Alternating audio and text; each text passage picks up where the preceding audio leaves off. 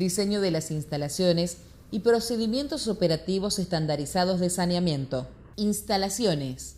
Una cocina bien diseñada desde los suministros de luz, agua y gas, la disposición de los distintos sectores, cuidando cada detalle desde el piso hasta el techo, facilitará todas las tareas, reducirá accidentes y contaminaciones de cualquier índole. Hay ocasiones en que una cocina se monta sobre un local que no fue diseñado para tal fin y se dificulta corregir cuestiones edilicias, por lo que tiene muchas falencias desde un comienzo. Las puertas tienen que ser antipánico o vaivén, sin picaporte, ya que favorece la contaminación. Deben tener burlete o fleje metálico, de modo que no quede luz bajo la puerta y favorezca la entrada de plagas. Está prohibido el uso de madera u otros materiales porosos. En la recepción de mercaderías, la abertura debe tener cortinados plásticos hasta el piso para evitar la entrada de insectos y permitiendo a su vez la entrada y salida de los proveedores.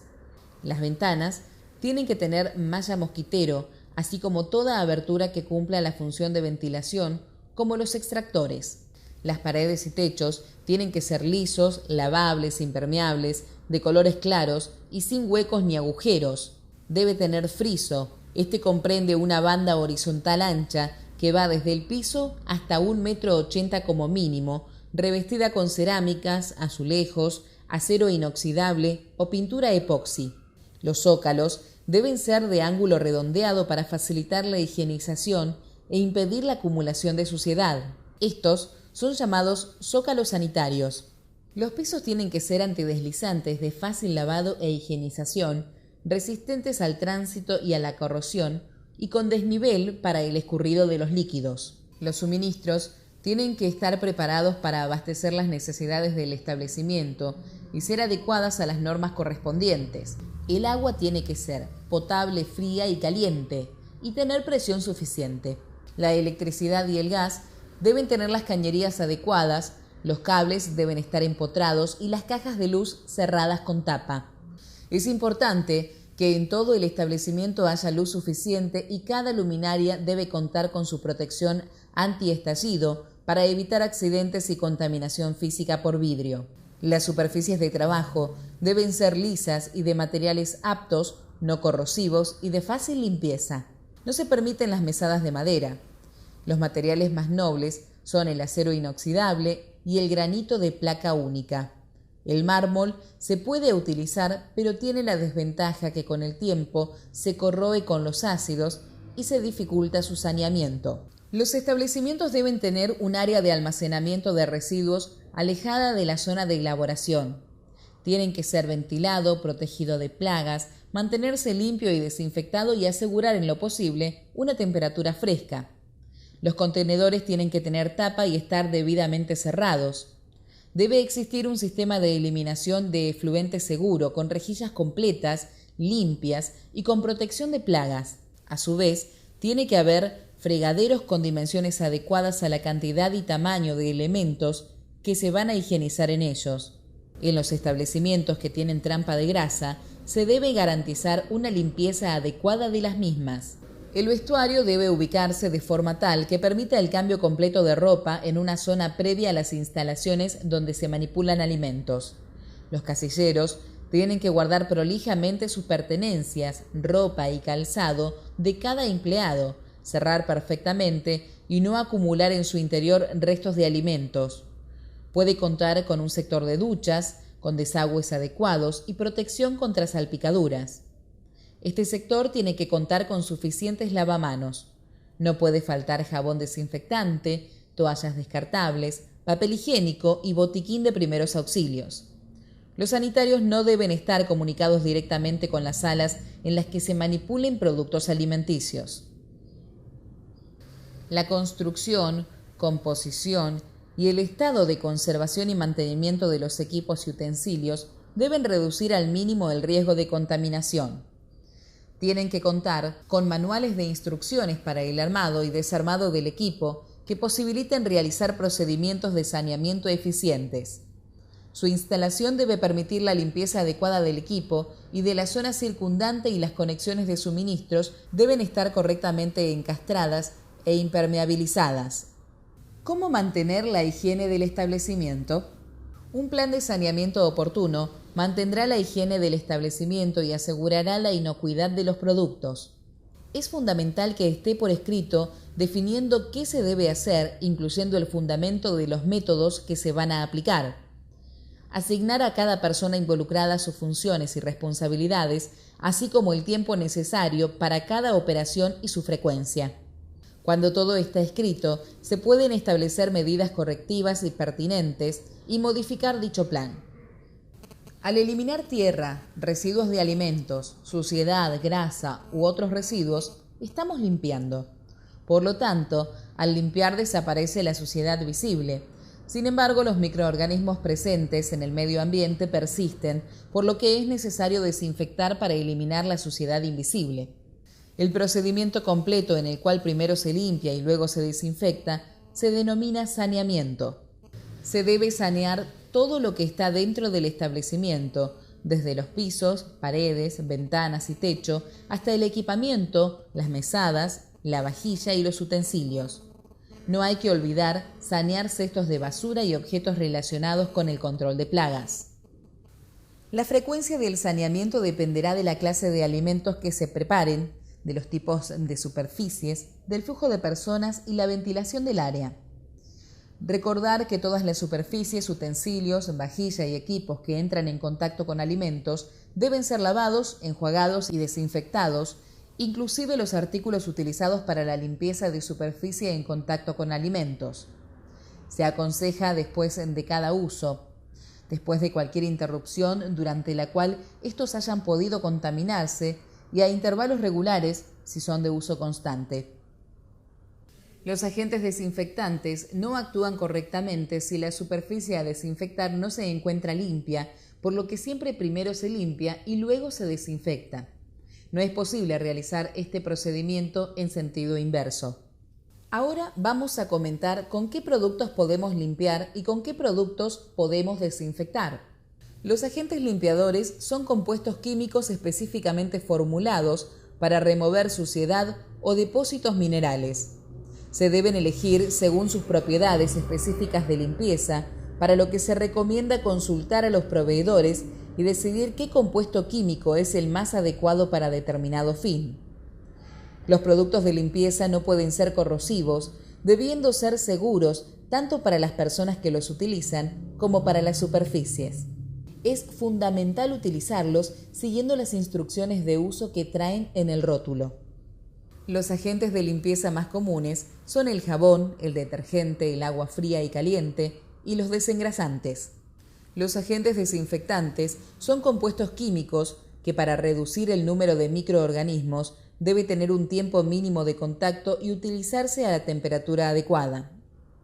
Se debe seguir las instrucciones de uso según el rótulo y no es aconsejable prepararlos con demasiada anticipación.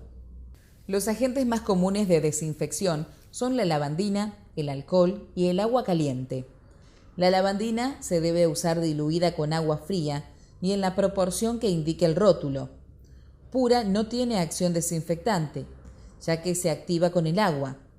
Su mezcla con detergente o agua caliente genera vapores y se volatiliza, por lo cual es tóxico y no tiene efecto. Siempre que se utilice debe enjuagarse luego con agua para eliminar el excedente. Otra opción para desinfectar es utilizar alcohol etílico al 70%, o sea, en una proporción de 7 partes de alcohol y 3 de agua fría. La dilución es importante, ya que el alcohol se evapora muy rápidamente y el agregado de agua retrasa la evaporación y aumenta el tiempo de contacto con la superficie, algo fundamental para reducir el número de microorganismos. Esta propiedad del alcohol tiene más ventajas a la hora de evitar el enjuague.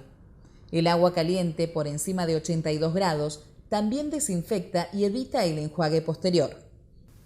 A la hora de adquirir un producto químico, este debe conservar su tapa intacta y tener el rótulo correspondiente.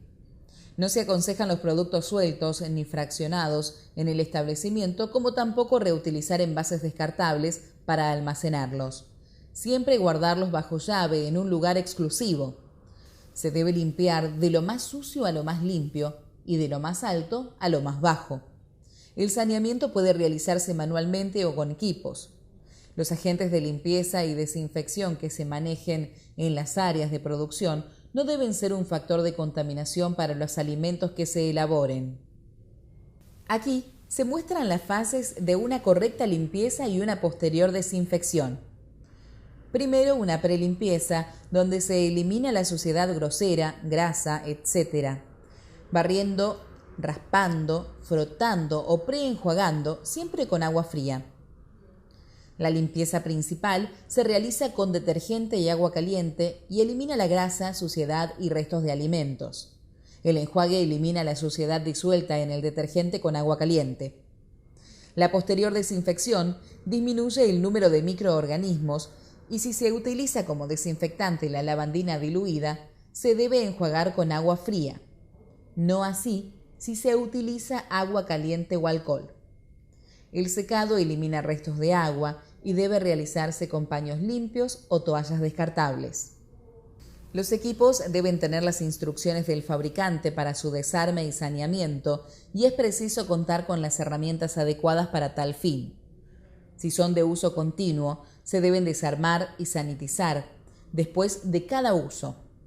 Los derrames deben limpiarse inmediatamente y si hay presencia de desechos, mohos u olores, nos está indicando que se requiere una limpieza urgente.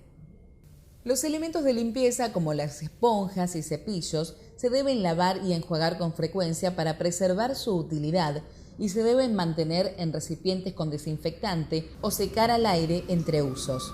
Los trapos y repasadores se deben lavar diariamente o con mayor frecuencia. Los secadores, lampazos y baldes deben ser lavados, enjuagados y desinfectados luego de cada uso.